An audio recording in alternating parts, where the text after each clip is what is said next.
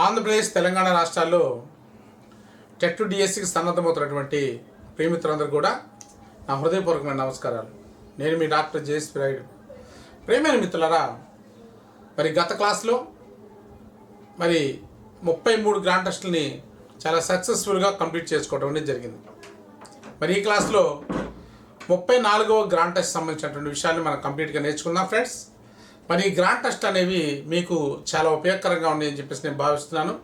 మరి ఈ గ్రాండ్ టెస్ట్లో ఉన్నటువంటి బిట్స్ అనేవి మరి ఎగ్జామినేషన్ ప్యాటర్న్లో ఫ్రేమ్ చేయడం అనేది జరిగింది.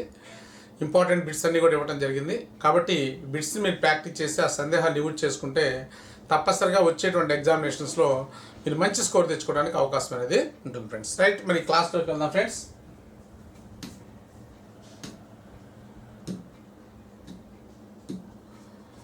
Right, mega grand test 34 mega grand test 34. Right, మనకి తెలిసిందే ప్రతి దాంట్లో కూడా మనకి 40 క్వశ్చన్స్ అనేవి ఉంటాయి. 40 క్వశ్చన్స్ అనేవి ఉంటాయి టెస్ట్లో. ఒకసారి చూద్దాం. పరికరములు వాడుట అనే స్పష్టీకరణ ద్వారా ఈ క్రింది ఏ నైపుణ్యమును సాధించవచ్చు అన్నాడు. పరికరములు వాడుట అనేటువంటి స్పష్టీకరణ ద్వారా క్రింది ఏ నైపుణ్యమును సాధించవచ్చు అని చెప్పేసి అడగటం జరిగింది.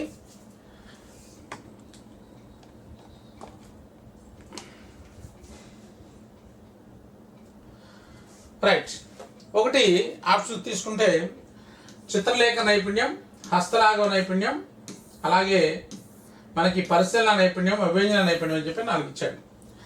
ఇది ప్రధానంగా ఈ నైపుణ్యము అనేది ప్రధానంగా మానసిక చలనాత్మకంగానికి సంబంధించింది. సాంఘిక శాస్త్ర ఉపాధ్యాయుడి విద్యార్థుల్లో మరి నైపుణ్యాన్ని కూడా అభివృద్ధి చేయాలి. ఈ నైపుణ్యాలు అనేక రకాలుగా ఉన్నాయి. దాన్ని నేను ఒక క్లాస్లో ఒక కోడ్లో చెప్పడం జరిగింది. డి రెమో అనేటువంటి కోడ్లో చెప్పడం జరిగింది. డి అంటే డ్రాయింగ్ స్కిల్,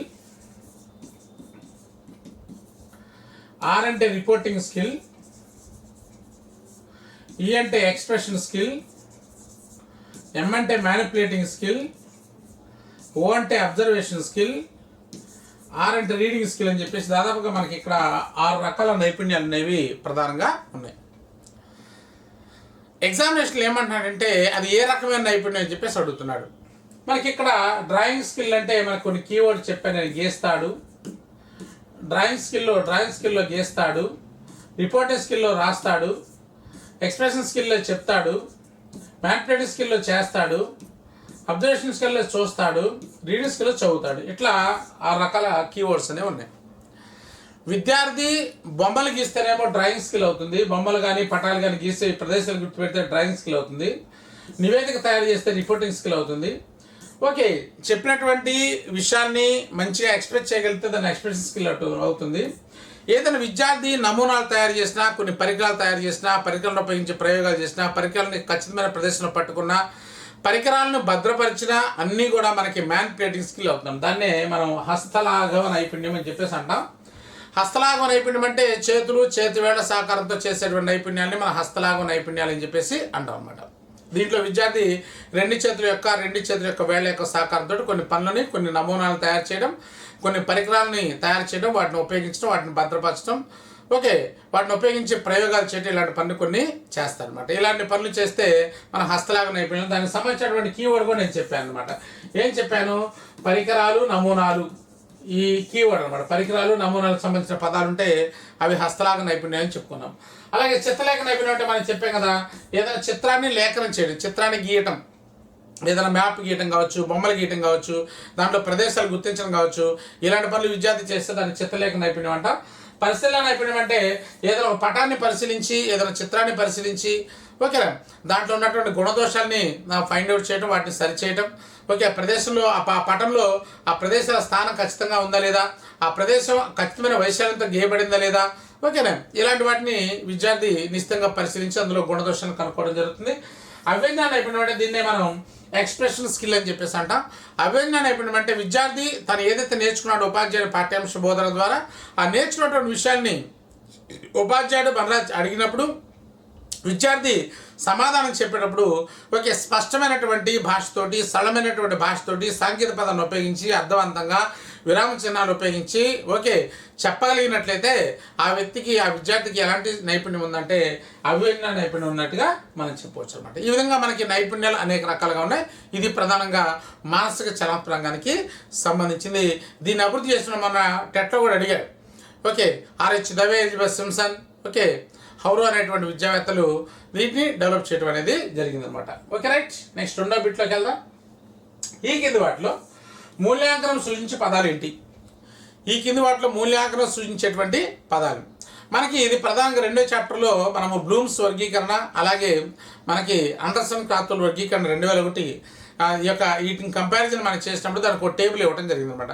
దాంట్లో ఒక్కొక్క లక్ష్యానికి సంబంధించినటువంటి కొన్ని క్రియాపదాలు ఏంటి అంటే క్రియాపదాలు అంటే ఇవన్నీ కూడా అంటే ఏం యాక్టివిటీస్ పిల్లవాడు చేయగలడు అనేది. ఓకే అంటే ఇక్కడ మనం ఎలా అర్థం చేసుకోవాలంటే లక్ష్యం అనేది ఆలోచన అయితే స్పష్టీకరణ అనేది క్రియ. స్పష్టీకరణ ఏమవుతుంది? క్రియ అనమాట. అంటే ఆ లక్ష్యాలకు అనుగుణంగా ఇవన్నీ కూడా విద్యార్థి ఇలాంటి క్రియలు చేయగలుగుతారు. విద్యార్థి క్రియలు ఇలాంటి క్రియలు విద్యార్థి చేయగలిగితే ఆ విద్యార్థుల మూల్యాంకనమైనటువంటి లక్ష్యం అనేది ఆ విద్యార్థి ద్వారా సాధించబడిందని చెప్పేసి మనం నిర్ధారణ చేయొచ్చు అనమాట. అందుకే లక్ష్యం అనేది ఆలోచన అయితే స్పష్టీకరణ క్రియ.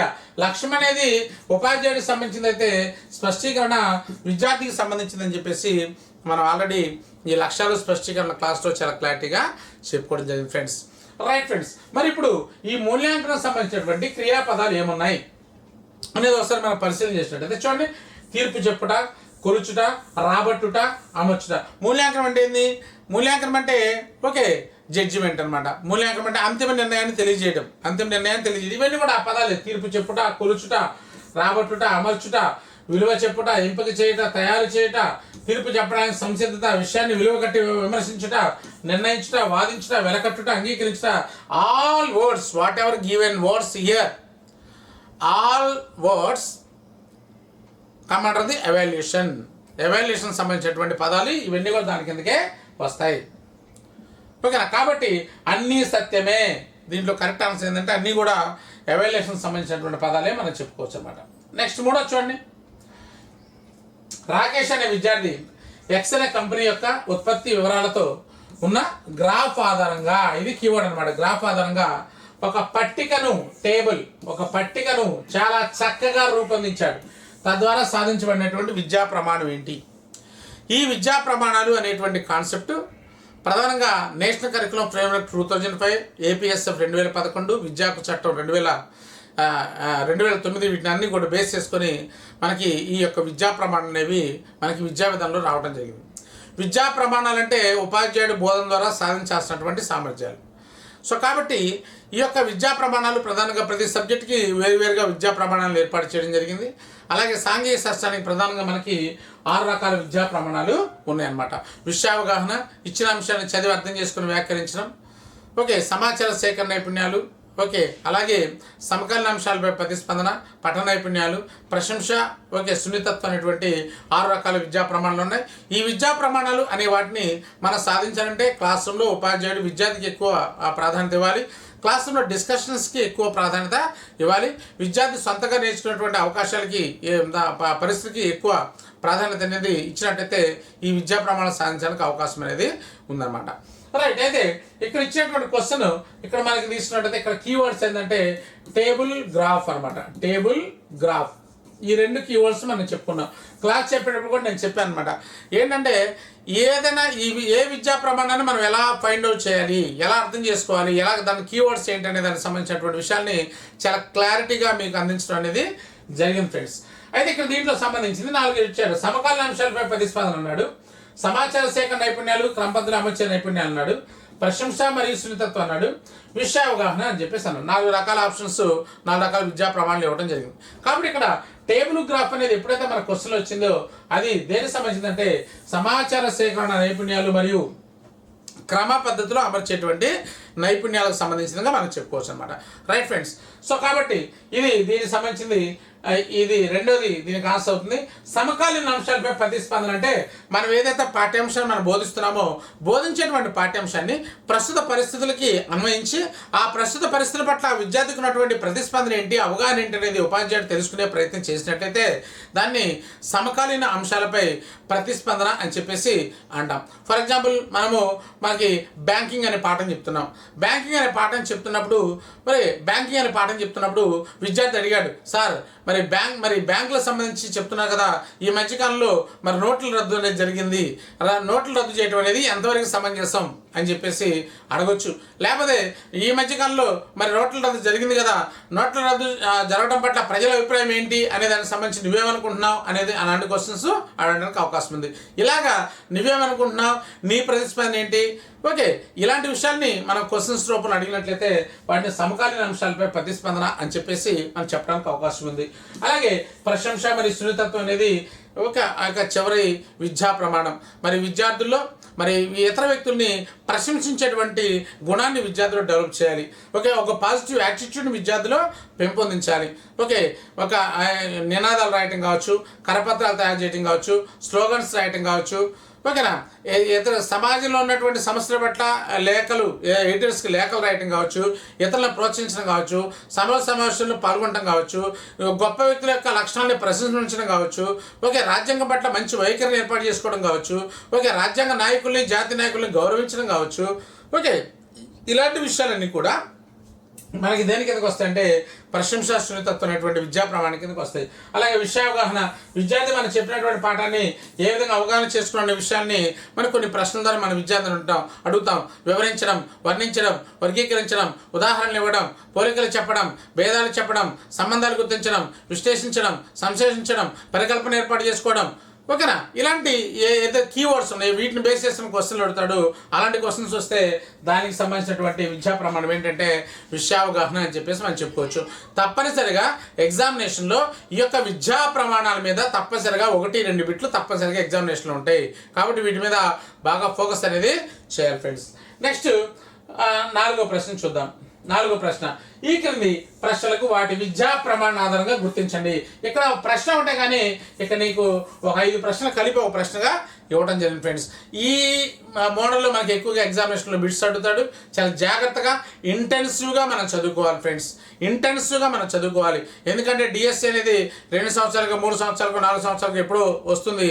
మరి అప్పుడు దాకా మరి ఇప్పుడు ఈ డిఎస్సి మిస్ అయ్యేదంటే మన నెక్స్ట్ డిఎస్సి అనేది ఎప్పుడు వస్తుందో మనకి తెలియనటువంటి పరిస్థితి. కాబట్టి మరి సమయం అనేది ఎప్పుడు ఎగ్జామినేషన్ కండక్ట్ చేస్తారనేటువంటి ఆ కాన్సెప్ట్ కాకుండా మరి సమయం అనేది చాలా వాల్యూ అయింది. కాబట్టి ఏ సమయాన్ని కూడా వృధా చేయకుండా తాబేలు కుందేలు సామెతలా కాకుండా మరి ఈ యొక్క ప్రిపరేషన్ యొక్క కంటిన్యూషన్ అనేది మనం చేయాలి. మీకు మెథడాలజీకి సంబంధించి మీకు తెలిసిందే, ఆచార్య ఎస్ఎస్ మెథడ్స్ అనేటువంటి యాప్లో మనకి మెథడాలజీకి సంబంధించినటువంటి సంపూర్ణమైనటువంటి సమాచారం ఇచ్చేటువంటి క్లాసెస్ కూడా అందుబాటులో ఉన్నాయి. అవి కూడా మీరు తీసుకోవచ్చు ఫ్రెండ్స్, అవి కూడా మీకు ఉపయోగపడతాయి. సరే చూడండి, ప్రపంచ పటంలో ఫ్రాన్స్ని గుర్తించండి. ప్రపంచ పటంలో ఫ్రాన్స్ని గుర్తించండి. పటమన్నాడంటే పఠన నైపుణ్యాలు, ఇది 5వ నైపుణ్యం. పటమన అంటే పఠన నైపుణ్యం 5వ నైపుణ్యం. పేజీ నెంబర్ 99లో పట్టణీకరణ మురికి వాళ్ళ పేరాన్ని చదివి వ్యాఖ్యానించండి. ఇది 2వ విద్యా ప్రమాణం. అంటే ఇప్పుడు ప్రస్తుతానికి 5-2 వచ్చేసింది. ఫ్యాక్టరీలో పరిస్థితులు మెరుగుపరచాలని ఎందుకు అనుకుంటున్నారు, దీనిపై మీ ప్రతిస్పందన ఏమిటి? ఇది 4వ విద్యా ప్రమాణం. 4వ విద్యా ప్రమాణం ఏంటి? వస్త్ర పరిశ్రమలో సబ్ కాంట్రాక్ట్ పద్ధతిని పారిశ్రామిక ఉత్పత్తి విధానం కంటే మెరుగైనది అంగీకరిస్తారా? కారణాలు తెలియజేయండి. ఇది 1వ విద్యా ప్రమాణం. ప్రాచీన దేవాలయ చిత్రాలు సేకరించి ఒక ఆల్బమ్ తయారు చేయండి. ఇది 6వ విద్యా ప్రమాణం. సో ఓకేనా, ఈ విధంగా మనకి క్వశ్చన్స్ రూపంలో అడుగుతాడు, ఇట్లా మ్యాచింగ్ రూపంలో కూడా అడుగుతాడు అనమాట. వీటిని వాటి విద్యా ప్రమాణాల ఆధారంగా ఏది ఏ విద్యా ప్రమాణానికి సంబంధించిందని చెప్పేసి పెట్టమన్నాడు. ఇప్పుడు ఫస్ట్ మనకి ఏమొచ్చింది 52416 అనమాట. 52416 అనేటువంటి అంటే మనకి విద్యా ప్రమాణాలు ఏమున్నాయి, వరుస క్రమంలో ఏంటి అనేది కూడా మనకి ఒక అవగాహన కూడా ఉండాలి. 52416 ఎక్కడ ఉందో చూడండి.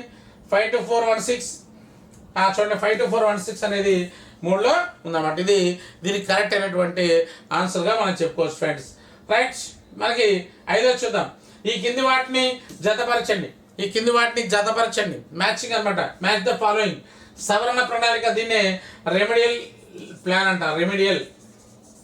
ఓకే, సూక్ష్మ బోధనా ప్రణాళిక దీన్ని మైక్రో ప్లాన్ అంటాం. మైక్రో పాఠ్య పథకం దీన్ని లెసన్ ప్లాన్ అని చెప్పేసి అంటాం. Lesson plan. అలాగే విద్యా ప్రణాళిక దీన్ని కరికులం అంటాం. విషయ ప్రణాళిక. ప్రణాళికలు మీరు తప్పనిసరిగా బిట్టు ఎగ్జామినేషన్ అడుగుతాడు. మైక్రో టీచింగ్లో కావచ్చు, లేక లెసన్ ప్లాన్లో కావచ్చు, కరికులంలో కావచ్చు. వీటిలో విషయ ప్రణాళిక, వీటి మొత్తం మీద తప్పనిసరిగా 1-2 బిట్లు తప్పనిసరిగా ప్రణాళికల్లో వస్తాయి.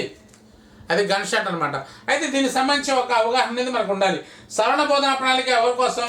వెనుకబడిన విద్యార్థుల కోసం. అంటే 1-3 వెనుకబడిన విద్యార్థుల కోసం చేసే ప్రణాళికని సవరణ బోధనా ప్రణాళిక అని చెప్పేసి అంటారు. సూక్ష్మ బోధనా ప్రణాళిక అనేది దేనికోసం అంటే ఛాత్రోపాధ్యాయ నైపుణ్యాలు పెంపొందించుకోవడం కోసం. 2-5. అలాగే పాఠ్య పథకం అనేది దేనికోసం? పాఠ్య పథకం అనేది 45 నిమిషాల కాల వ్యవధిలో బోధించడానికి ఉపయోగపడేటువంటి పథకం అనమాట. విద్యా ప్రణాళిక అనేది ఏంటి? విద్యా ప్రణాళిక అనేది విద్యా ప్రణాళిక అనేది దేనికి సంబంధించింది? ఇది జాతీయ స్థాయికి సంబంధించింది. దీన్ని జాతీయ స్థాయిలో ఎన్సీఆర్టీ వాళ్ళు దీన్ని తయారు చేయడం అనేది జరుగుతుంది. ఎన్సీఆర్టీ అనేది 1961 ఎస్టాబ్లిష్ అయింది. మన టెట్లో కూడా బిట్ అడిగాడు. అలాగే విషయ ప్రణాళిక అనేది దేనికి సంబంధించిన? ఇది పాఠ్యాంశాలతో కలిగి ఉంటుంది. చూడండి మ్యాచింగ్ అంతా కూడా. ఓకే, సో కాబట్టి 1325 ఎక్కడ ఉందో చూడండి. 1325 A325. ఇక్కడ A3 ఉంది, B5 B2 కాబట్టి ఇక్కడ A3 B5 C2 D1 F4. So కాబట్టి ఆన్సర్ 2 అవుతుందండి. ఆన్సర్ 2 అవుతుంది. ఇలా మ్యాచింగ్ ఇచ్చినప్పుడు మనకు తెలిసినటువంటి 1 or 2 పాయింట్స్ బేస్ చేసుకొని మనం ఈజీగా ఆ మ్యాచింగ్ సంబంధించినటువంటి విషయాన్ని మనం పెట్టడానికి అవకాశం అనేది ఉంటుంది. రైట్ ఫ్రెండ్స్, మరి నెక్స్ట్ ఈ కింది వాటిని జతపరచండి. ఇవి కూడా మ్యాచింగ్ ఇచ్చాడు. లెర్నింగ్ బై డూయింగ్ అనేది ఎక్కడ? నెక్స్ట్ చెప్పే పద్ధతి ఏంటి అంటారు? టీమ్ టీచింగ్ అని ఏంటి? కార్యకలాపాల పద్ధతి ఏంటి? మైండ్ మ్యాపింగ్ ఇది 5 రకాల అంశాలు ఇచ్చాడు. 5 బిట్లు అండి. అంటే ఇప్పుడు మనం ఒక బిట్టే డిస్కస్ చేసుకుంటాం, కానీ ఒక బిట్లో దాదాపుగా 5 బిట్లు ఉన్నాయి. 5 బిట్లు ఉన్నాయి. 5 గురించి మనం డిస్కస్ చేసుకోవడం అనేది జరుగుతుంది. ఒక బిట్లో ఉన్నటువంటి 4 ఆప్షన్స్ గురించినటువంటి విషయాలు కూడా మనం డిస్కస్ చేసుకోవడం. అంటే ఒక 40 బిట్స్ ఉన్నటువంటి పేపర్ మనం అనాలిసిస్ చేస్తుంటే ఈ 40 బిట్స్లో 4-16 అంటే దాదాపుగా ఒక 142 బిట్లు మనము సబ్జెక్ట్ అంతా కూడా మనము అసెస్ చేస్తూ ఉన్నాం ఫ్రెండ్స్. లెర్నింగ్ బై డూయింగ్ అనేటువంటిది మనం తీసుకుంటే ఇది ప్రధానంగా ప్రాజెక్ట్ పద్ధతికి సంబంధించింది. ఎక్కడ చూడండి, దీన్ని పరియోజన పద్ధతి. ప్రాజెక్ట్ పద్ధతి ఎవరైతే చూడండి, దీన్ని పరియోజన పద్ధతి అని కూడా అంటారు. ప్రాజెక్ట్ పద్ధతిని చెప్పే పద్ధతి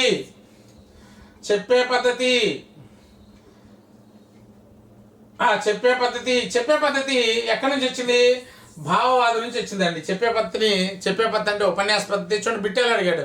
చెప్పే పద్ధతి అన్నాడు, భావవాదం అన్నాడు. చెప్పే పద్ధతి అనేదాన్ని ఉపన్యాస పద్ధతి అంటారు. ఉపన్యాస పద్ధతి ఏ వాదం నుంచి వచ్చిందంటే భావవాదం నుంచి వచ్చింది. కాబట్టి మనకు అంత డెప్త్ నాలెడ్జ్ అనేది ఉండాలన్నమాట. బిట్స్ పెట్టేటప్పుడు డైరెక్ట్గా మనకి బిట్స్ ఏమి ఉండవు. పరోక్షంగా అడుగుతూ ఉంటాడు. వీడికి ఎంత మేరకు ఆ సబ్జెక్ట్ పట్ల నాలెడ్జ్ ఉందనేది పరోక్షంగా అడుగుతుంటాడు, చూడాలి. నెక్స్ట్ టీమ్ టీచింగ్ అనేది ఫ్రాన్సిస్ చేస్ అండ్ కే ట్రంప్ అనేటువంటి వాళ్ళు ఈ టీమ్ టీచింగ్ అనేటువంటి దాన్ని ఏర్పాటు చేయడం అనేది జరిగింది. కార్యకలాపాల పద్ధతి, దీన్నే కృత్య పద్ధతి అని కూడా అంటారు. మైండ్ మ్యాపింగ్ అంటే ఒక అంశానికి సంబంధించినటువంటి అవగాహన దగ్గర చేర్చడం, ఇదనమాట దీనికి సంబంధించినటువంటి మ్యాచింగ్ సంబంధించినటువంటి బిట్స్. అంటే లెర్నింగ్ బై డూయింగ్ అంటే A3 B2 C1 A3 చోట ఇక్కడ A3 ఉంది, ఇక్కడ A3 ఉంది కాబట్టి ఈ 2 కాదు. B2 C3 ఉంది కాబట్టి ఇది answer. A3 B2 C1 D5 E4. ఓకేనండి. రైట్. విద్యార్థుల్లో పటాలు తయారు చేయించే పద్ధతుల్లో వాస్తవమైనది. మరి ఈ యొక్క టీచింగ్ ఎయిడ్ సంబంధించి మనం తీసుకుంటే పటాలు అనేది పటాలు, చార్ట్లు, మ్యాప్లు అనేవి చాలా ఇంపార్టెంట్ ఏరియాస్ అనమాట. ఎగ్జామినేషన్లో బిట్స్ వస్తే వాటి మీద ఎక్కువ అడగడానికి అవకాశం అనేది ఉంది. అయితే ఇక్కడ ఈ పటాలు తయారు చేసేటువంటి విద్యార్థుల చేత ప్రాక్టీస్ చేసిన పద్ధతులు అనేక రకాలుగా ఉన్నాయి. వాటిలో పద్ధతుల్లో వాస్తవమైనది ఏందని చెప్పేసి అడిగాడు. ఇక్కడ ఆవరణ పటాలు పూరించడం, పటాన్ని ట్రేస్ చేయడం, పటాన్ని ఉన్నట్టుగా గీయడం, స్మృతి ద్వారా పటాన్ని గీయటం. ఓకే, 4 రకాల అంశాలు ఇచ్చాడు. కాబట్టి ABCD అన్నీ కూడా పటాలని విద్యార్థుల చేత పరిచయం చేయడానికి సంబంధించినటువంటి అంశాలే. ఆవరణ రకాల పటాలు పూరించడం అంటే ఏంటి? ఫర్ ఎగ్జాంపుల్ ఇక్కడ మనకి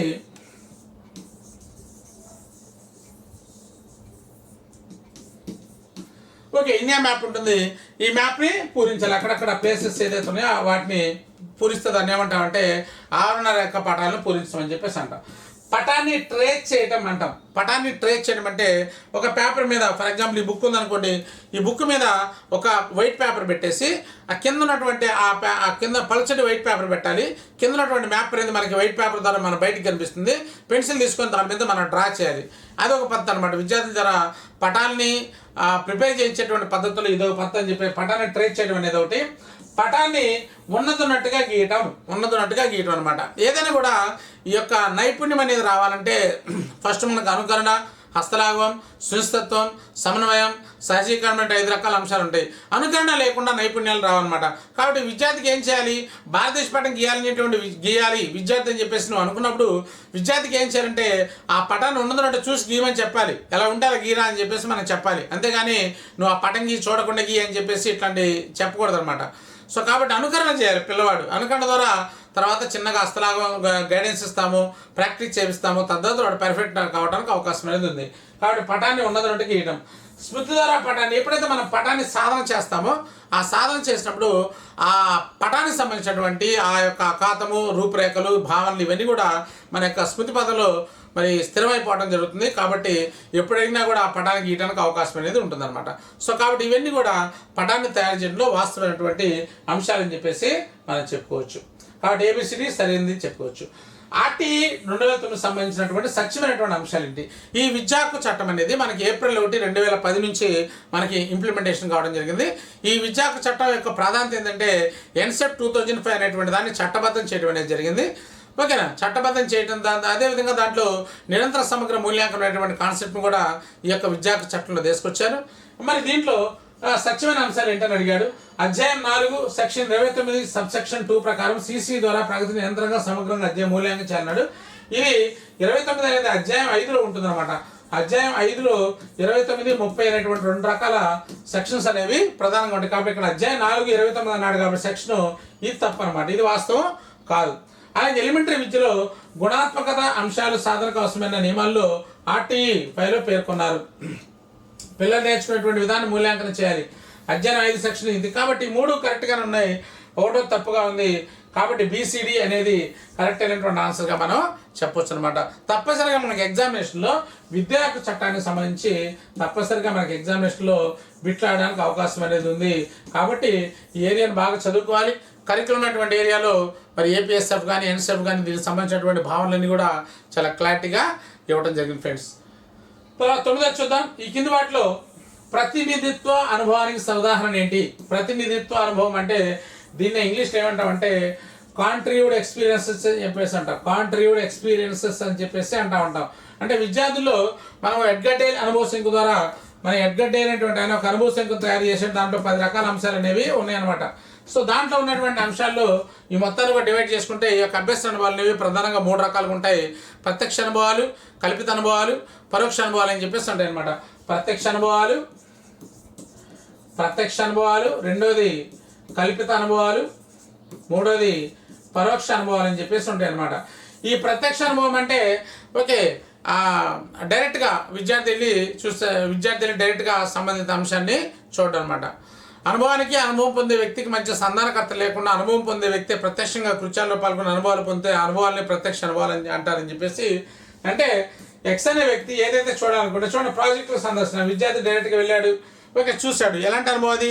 ప్రత్యక్ష అనుభవం. సైన్స్ మ్యూజియం సందర్శించడం ఇది ఎలాంటి అనుభవం? ఇది కూడా ప్రత్యక్ష అనుభవమే. అంటే విద్యార్థి డైరెక్ట్గా కృత్యాల్లో పాల్గొని అనుభవాలు పొందితే దాని ప్రత్యక్ష అనుభవం అని చెప్పేసి అంటాం అనమాట. నెక్స్ట్ కృత్రిమ ఉపగ్రహ నమూనాలు, మోడల్స్ తయారు చేశారు. ఏదైనా కూడా మోడల్స్ తయారు చేసి వాటిని మన క్లాస్ రూమ్లో ఉపయోగించడం వల్ల విద్యార్థి కలిగే అనుభవాలు కల్పిత అనుభవాలు, వీటిని ప్రతినిధిత్వ అనుభవాలు అని చెప్పేసి అనమాట. ప్రతినిధిత్వ అనుభవాలు వీటిని ఇంగ్లీష్లో మనం కాంట్రిబ్యూట్ ఎక్స్పీరియన్సెస్ అని చెప్పేసి మనం పిలుస్తూ ఉంటాం ఫ్రెండ్స్. కాంట్రిబ్యూట్ ఎక్స్పీరియన్సెస్ అని. తర్వాత మూడోది ఏంటంటే రేడియో వినటం. రేడియో వినటం ద్వారా వచ్చే అనుభవం ఏంటి? పరోక్ష అనుభవాలు. రేడియో వినటం ద్వారా కానీ, చిత్రాలు చూడటం ద్వారా కానీ, ఓకే పిక్చర్స్ మామూలుగా పేపర్ పిక్చర్స్ చూడటం ద్వారా కానీ, ఓకే ఇలాంటి వాటి మీద వచ్చేటువంటి అనుభవాన్ని మనం పరోక్ష అనుభవాలు అంటాం. కాబట్టి ఇక్కడ ఆన్సర్ ఏంటంటే మరి కృత్రిమ ఉపగ్రహాల నమూనాల ద్వారా విద్యార్థికి బోధన చేయడం అనేది సంబంధించేది. ఈ కింది వాటిలో సంగ్రహణాత్మక మూల్యాంకనం సంబంధించి సత్యమైనది ఏదని అడిగాడు. ఈ కింది వాటిలో సంగ్రహణాత్మక మూల్యాంకనం సంబంధించి సత్యమైనది ఏది అని చెప్పేసి అడగడం జరిగింది ఫ్రెండ్స్. విద్యార్థి నేర్చుకున్న అంశాలు మొత్తంగా మూల్యాంకనం. సంగ్రహణాత్మక మూల్యాంకనం ఎప్పుడు చేస్తారు? ఓకే కొంత బోధన పెస కార్యక్రమం అయిపోయిన తర్వాత కొన్ని నెలల వ్యవధి అయిన తర్వాత చేస్తారన్నమాట. అంటే quarterly half yearly annual exams అన్ని కూడా దీని కిందకు వస్తాయన్నమాట. చూడండి, విద్యార్థుల సాధన మార్కులు ర్యాంకుల రూపంలో చేయడం జరుగుతుంది. ఓకే, పాస్ ఫెయిల్ నిర్ధారించడం జరుగుతుంది. ఉత్తీర్ణత సాధించారు లేదో తెలియజేస్తుంది. అలాగే టెర్మినల్ వార్షిక పరీక్షల ద్వారా నిర్వహించబడుతుంది. కాబట్టి అన్నీ కూడా మన సంకలనాత్మక మూల్యాంకనానికి సంబంధించిన అంశాలు అని చెప్పేసి మనం చెప్పుకోవచ్చు. కాబట్టి ఏబిసిడి కరెక్ట్ అని చెప్పేసి ఏబిసిడి అన్నీ కూడా వాస్తవమైనటువంటి అంశాలే అని చెప్పేసి మనం చెప్పుకోవచ్చు ఫ్రెండ్స్. రైట్ ఫ్రెండ్స్, మనం పార్ట్ ఏలో మనం ఈ యొక్క 34 గ్రాండ్ టెస్ట్ సంబంధించినటువంటి ఒక 10 క్వశ్చన్స్ని అనాలిసిస్ చేయడం జరిగింది. మరి రిమైనింగ్ పార్ట్ బిలో కొన్ని అంశాలని మనం డిస్కస్ చేసుకుందాం. Thank you friends, thank you very much.